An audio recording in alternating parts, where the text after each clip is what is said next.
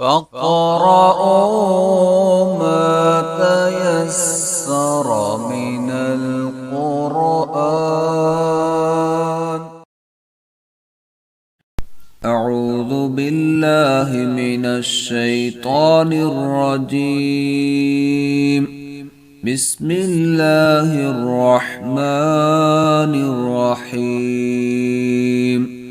ولولا فضل الله عليك ورحمته لهمت طائفة منهم أن يضلوك وما يضلون إلا أنفسهم وما يضرونك من شيء وأنزل الله عليك الكتاب والحكمة وعلمك ما لم تكن تعلم وكان فضل الله عليك عظيما.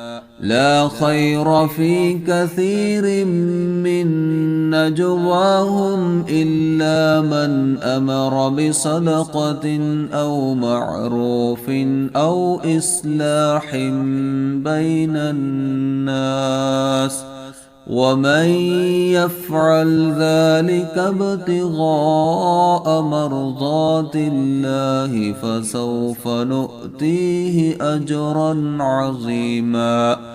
ومن يشاقق الرسول من بعد ما تبين له الهدى ويتبع غير سبيل